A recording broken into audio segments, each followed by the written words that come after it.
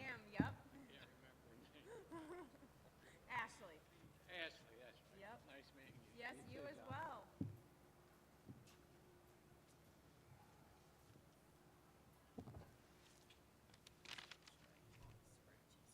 Yeah, we'll just say that what we're doing, and then we'll go race. Let's go race by race. Yeah, and I've got the scratches in with Josh.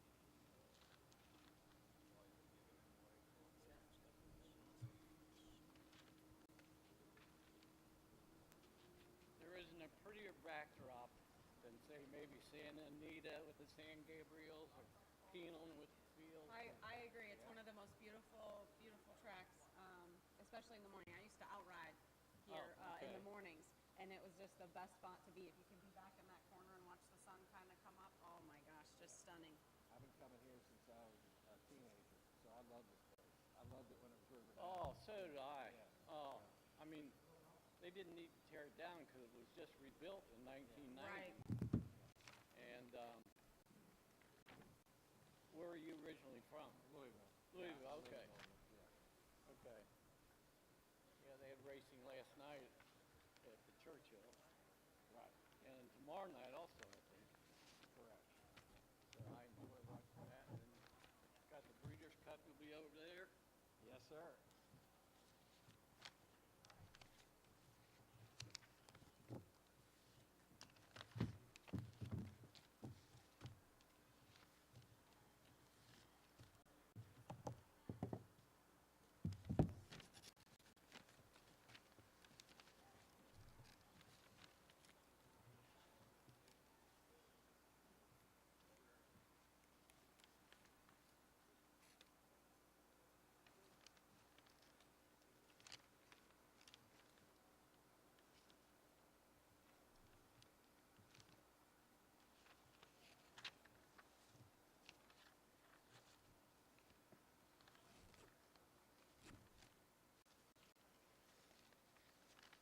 You know almost all these trains. Yeah, just about all of them, especially in the stakes races. Larry Smith leading train. Yes, he sure is. The Larry and Perry team. Who's the leading job? It was John McKee. Him and Larry have been, or him, John McKee and Perry have been back and forth. Ready? Yeah.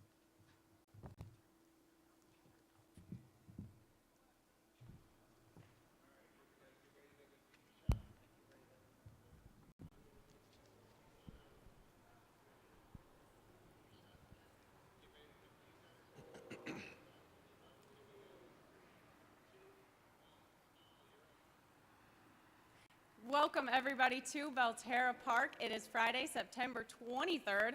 I'm Ashley Holliday, and I am joined today by Marty McGee, who's been a longtime correspondent for the Daily Racing Forum. He's here today. We're going to break down a pick 4 ticket today for you guys. We're going to start it in race 5 and go all the way to race 8.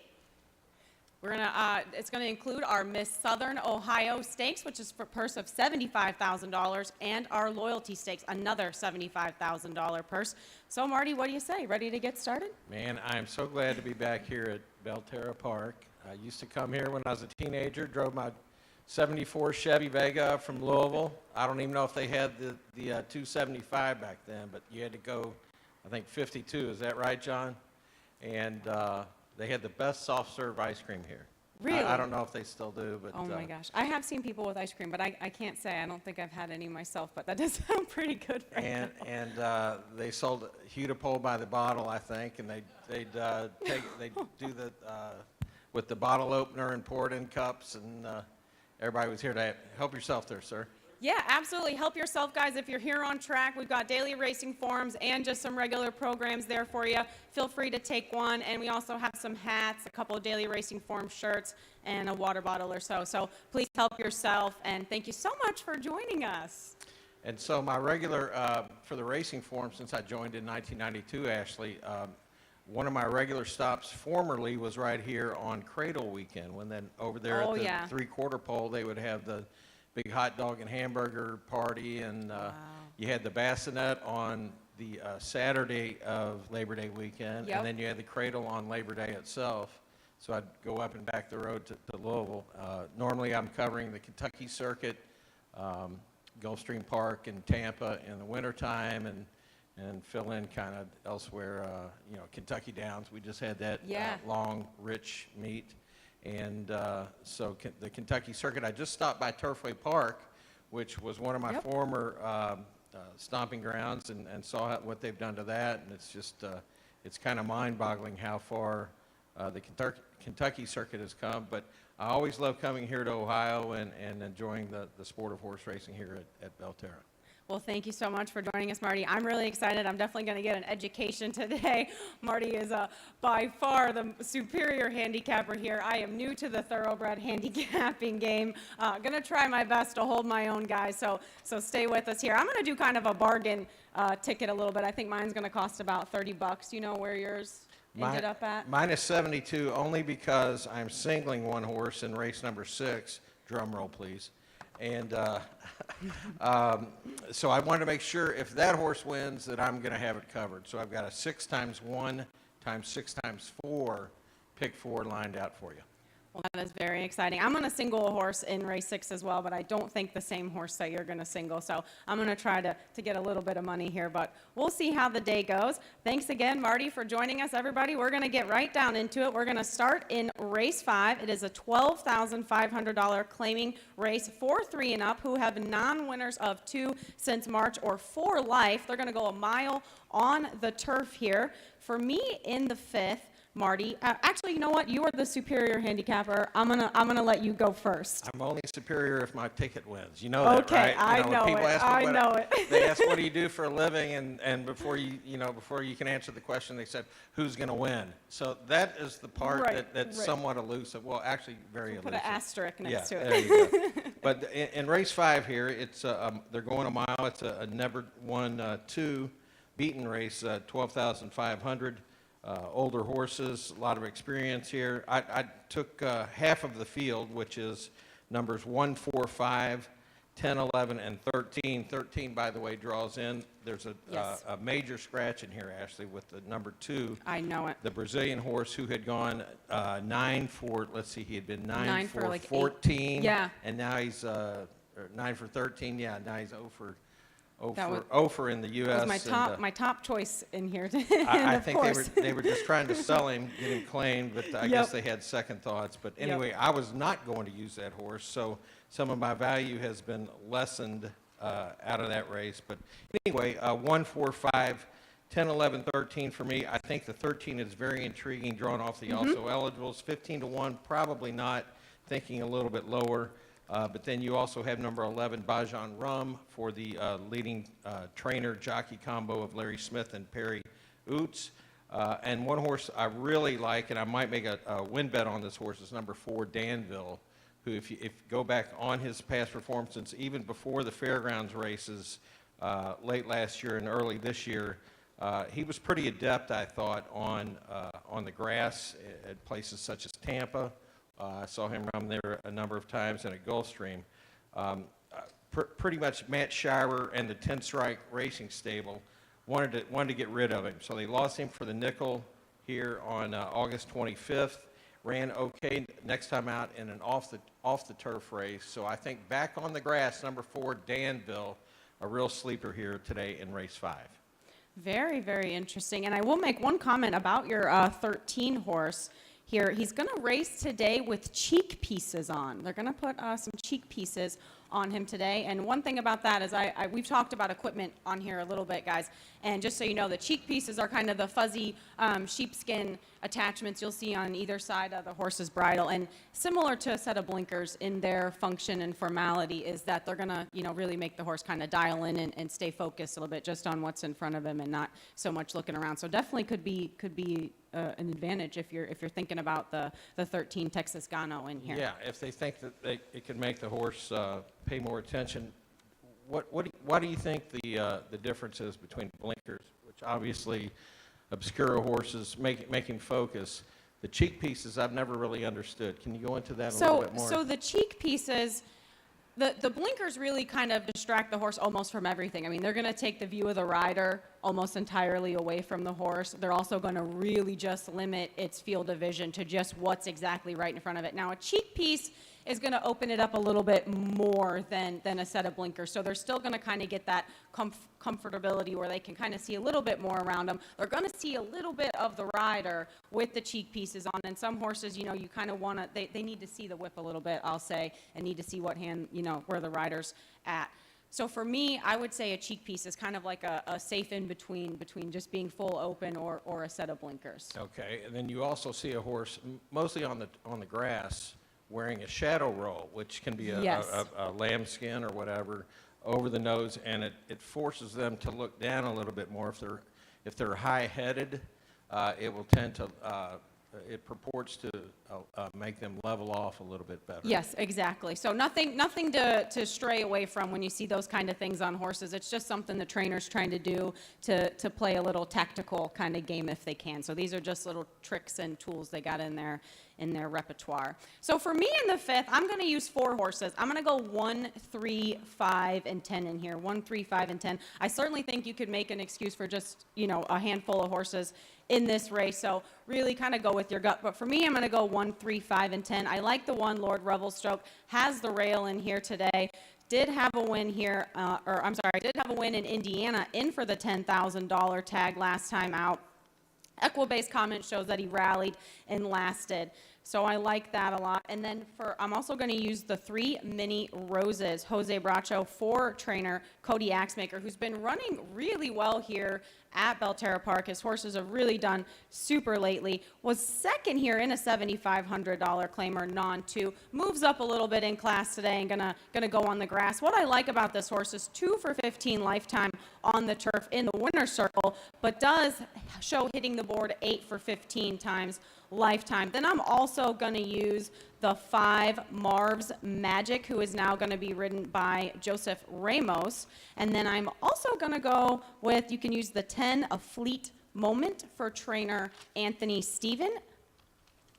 I like a few horses in here. So for me, 1, 3, 5, and 10. I know Marty's going to go with, what'd you say, Marty? You use 6? Yeah, I used 6 horses, 1, 4, 5, 10, 11, 13. I did not use a 3, just thinking that the horse is taking maybe too much of a step up in class, and also there's quite a bit of other speed in here, namely the 6, the 10, and the 11. It seems like the 3 will not be permitted a solo lead. Seems like when he runs his best, he is on the lead by himself. Right. So anyway, that's why God made the mutual windows and for differences of opinion. Yes, they sure did. So we'll move on now. I think we covered race 5 pretty good. We'll move on over into race 6. And race 6 is an allowance race. Going to go 3/4 on the dirt. It's an allowance race, non-2 life, 4 fillies and mares, 3 and up. For me in race 6, I'm going to single 1 horse. And you're going to single 1 as well? I am. You're singling number 4, Delightful Cat. I have the 2, Storm Charging. I just felt like there's plenty of speed in here. The Vernon Bush, who tries really hard. A slight stretch out here for number 2, Storm Charging, is going to sit a real nice trip. Probably won't be as close as she was last time out in what was an overall good performance at Indiana Grand, or now Horseshoe Indianapolis. Yes. So I just think in terms of the Beyer speed figures, which are, of course, exclusive to the daily racing form, Storm Charging on fast dirt has superior numbers to all of these. There are some who have mid-60s, such as Judy's Ms. Officer, number 1, but those were on the synthetic. And then Grand Chemin has them also. Those were on the grass going long. To me, those don't really apply vis-a-vis the dirt sprint that this is right now. So again, Vernon Bush sitting the trip, all in on Storm Charging. My ticket does or dies with number 2 Storm Charging here in race 6. And Ashley, I'd love to hear why you like Delightful Cat. All right, well, I'm going to try the 4 Delightful Cat here. I love the trainer, Mark Thomas, and the jockey, John McKee. I think it's a great combination. This horse shows a couple awkward starts. If you look at the Equibase comments here, guys, off slow at the start, bobbled after the start in his last time out. So for me, I'm going to hope in her last time out. So for me, I'm going to hope she kind of has a little more experience going into today, is very comfortable here at Belterra Park, home track for her, and the trainer and the jockey. Jockey John McKee and Perry Utes have been battling back and forth, neck and neck for our top jock position here at Belterra Park. I like Delightful Cat because here's really why. 3 lifetime starts all here at Belterra Park, likes this 3/4 distance, should be comfortable. John McKee got to ride her last start out, so he knows a little bit about what to expect coming in here today. So for me, that's why I'm going to try to use the 4 Delightful Cat, get a little bit of a price on this one, I think. Yeah, I go way back with John McKee. When I have 2 daughters, and when the oldest one was in the 6th grade back in 2006, one of their school assignments was do a collage of a famous person. Really? Well, John McKee was real hot at the time riding Lawyer Ron. He had a Kentucky Derby Really? horse in Wow. Lawyer Ron, and my daughter, God bless her heart, made the collage of John McKee, and we still got it at my house. So, Really? Very and fascinating. His son's name, by the way, is Max, and Max McGee was the first player ever to score not John's Max, but Max McGee was the first player ever to score a touchdown in the Super Bowl. Really? Having done that for the Green Bay Packers. Very Anyway. cool. So always with the interesting fun facts here on the handicapping seminar, whether it's Ed or Marty, they've always got all the good information. Very exciting. John McKee does a great job. He does. He really and, does. And this Robert A. Reeves, the owner and breeder of Delightful Cat, has been around for a long time. I know I've been seeing that. Was his son not a jockey, or was that the jockey himself, or do you remember? I'm not No, sure 100%. That's so right. You're a standard. Yes, I'm a harness gal. Excuse me. No, but I've been seeing that name at Turfway and here at, I keep wanting to call it River Downs. I but know, but everyone it's does. Belterra. So anyway, on past race 6, I got the deuce, you got the 4. Absolutely. All right, guys, now let's go into our first stakes race of the day. Race 7, that is our Miss Southern Ohio for accredited Ohio bred fillies, 3 and up. We're going to go 1 mile and 16th on the turf. Well, I've got 6 of these 11 horses in here, and the one thing, Ashley, I really found kind of intriguing about this race is all the 3-year-old fillies now taking on their elders. Yes. On the grass. Some of these fillies and mares do not have grass experience, but among the 3-year-olds, there was a key race run here on July 1st, the Cincinnati, and it was won by number 6, Goodness Sakes. Yep. She was first. Bossy Lady was second. And then Out of Fun was third, so that's the 6, 5, 10. Now, if you're of the belief that this is late enough in the year, and it is late September, for 3-year-olds to match up favorably against their older, then I think that the 3-year-olds in here would have a good chance, and that's why I have, in fact, used numbers 1, 5, 6, 8, 10, 11, and of those, 4 of those are the 3-year-olds who have competed against each other. One other of those, Wolfie's Princess, I thought was really intriguing. She's got some tactical speed. She's only had the one lifetime turf try. It was no good, but she was the 6-5 favorite in that key race, the July 1st Cincinnatian. I'm going to give her another chance, and that's number 11, Wolfie's Princess, among all the horses I've used in here. She, obviously when you spread out in a pick 4 like I'm doing with this ticket, you can't use them all unless you want to spend, just an egregious amount. But Right. What you're trying to do is, of those, you're kind of using some of the favorites as safety, but you also ideally want to hit one of your big licks, Right. one of your big odds horses. So maybe number 11, Wolfie's Princess, will be a price in here. Very nice. For me in the 7th, I'm going to go 1, 3, 4, 6, 10. Those are the horses I'm going to use. I really want to talk about the 3 Mobile Lady. She won this race last year. She comes in today for the Shane Myers stable with Luis Rivera in the irons. Does have that early speed. Will that be enough? Will that be big enough of a factor? Now, the 4, Star Rules, was second in this race last year. I do believe. Let me just double check here. I got this written down in my notes, and now I'm questioning myself. Yeah, it's not on the page here for DRF, but I'm sure that your research is correct. You know, I kind of overlooked these two horses, but, you know, again, I was kind of enamored with the 3-year-old fillies in here, taking on their elders, you know, ready to branch out. So, again, of my 6 selections in here, 4 of them are the 3-year-olds who were not, obviously, at this time last year, eligible to run in this race. Right, right. So for me, I was, my thinking was correct. The 4-star Rules was second in this Miss Southern Ohio last year out. So I had that right. She is a 5-year-old this year. I'm gonna assume maybe she's got a little bit of an advantage. I know he's gonna go with the 3-year-old angle. Certainly not a bad angle to take, because definitely this late in the year, this time of the season, they're certainly in form enough to hang with these older horses. And then I'm gonna talk about the 6, goodness sakes, was a winner of our $75,000 Cincinnatian on the turf. So definitely could make a reason for her. And then the 10, Out for Fun, I gotta mention this one as well, was 3rd in our Cincinnati stake, was an allowance winner last time out. Perry Utes in the irons. This guy really needs no introductions at all, and I always say anytime Perry's in the race, I'm definitely always gonna use him for sure. Yeah, you know, I was up here one of the cradle weekends, and Perry was approaching some major milestone. I looked it up recently. It was 2010. It must have been his 6,000th win. I mean, maybe it was his 5,000th. I don't know. Right. But even then, he was ageless. Here we are a dozen years later, and he's still going strong. And he is one of the true wonders of the sport, Perry Utes. He's, what, 68 now? I believe so, yeah. Yeah. Yeah, So Perry. Just had his birthday about a month ago. Yes, and, yes, he did.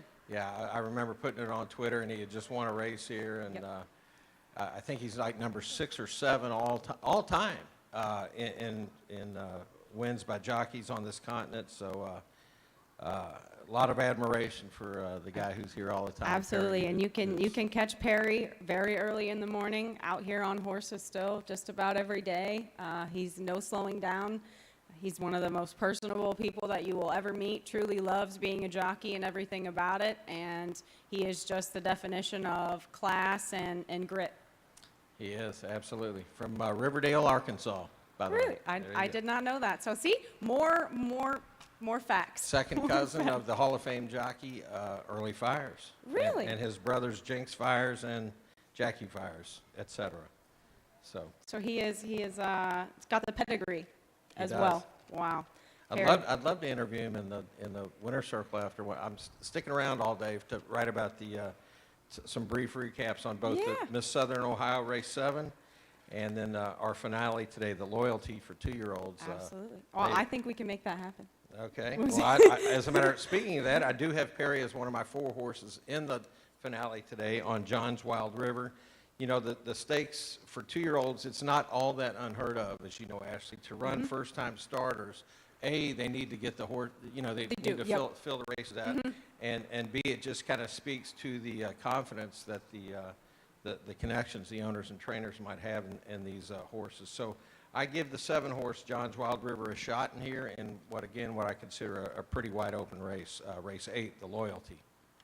For sure, for sure. And for me in race 8, the Loyalty, I am going to go, and the Loyalty stakes, everybody, we're going to go 3/4 on the dirt. It's going to be $75,000. And for me in race 8, the Loyalty, I'm going to use 3 horses. I'm going to go 1, 3, 6. I have 1, 3, 6, 7 throwing in Perry Utes. So, Yeah. you know, the 3 is a filly running against boys. At this stage, it really doesn't seem to matter. You see a guy like Wesley Ward and a lot of the Europeans go ahead and run their fillies against boys, especially at younger ages. But I thought that her last out was kind of a breakthrough for her, for James Chapman, who has been all over the map actually recently, winning races in New York, Maryland, Kentucky. So I'm speaking of number 3, Fact Is I'm Flashy. She might be a tough catch in here today. I don't know if the 4 can necessarily match strides with her. So, you know, again, I think that Fact Is I'm Flashy, number 3, with a big chance here, running against the boys in the finale. Absolutely. I liked her a lot in here as well. Love the comment last time in her last start where it said, you know, hand ride to victory. So certainly is definitely fit, has great form coming into this race. For me, I'm going to use 136, so I do like the 3 Factas on Flashlight. I like the 1 Excitement. Tim Ham always does really well here, does well on the Ohio circuit when he runs. This horse broke maiden first time out. Last time out, I'm going to say maybe just a little bit green, still a little young. For me, I think today has a little more experience going to the race. Was racing over at Thistle Downs, which is in Cleveland here in Ohio. A little bit tougher competition there. Those horses tend to come here to Belterra, find a little bit softer company, and really do their best work. And then we've already talked about the 3 Factas on Flashy. I'll talk about the 6, Sammy and Shorty. This one likes going right to the front, should be very fit, shouldn't be a question, does have those races at Thistle Downs in July and August, where it did take a shot in the $100,000 stakes race up in Cleveland going 3/4, where she finished 3rd there, and does show where she stalked the pace. So it could be similar situation today. Yeah, both the 1 and 6 that you like and I like, they both come out of that same race on August 13th, which of course was Arlington Million Day at Churchill Downs. And anyway, it was a Saturday. They both were fairly well beaten, but as you said, that could be a key race toward this. So number 1, Excitement, and number 6, Sammy and Shorty, both very live, I believe, in the loyalty. Well, very good. Well, guys, that's going to kind of wrap up our Pick 4 ticket here. Hope you guys learned a little bit of something. I know we had a good time sitting up here chatting. I feel like I got a definite education today. I could use all the handicap and tips and helps that I can get so that I can then give them to you guys. Should be a couple really good races today for sure. Let's have a good time today at Belterra Park. Very good. Well, thanks, everybody. Best of luck. If you're here live, please stop by. We've got plenty of programs to hand out, and thank you so much for joining us.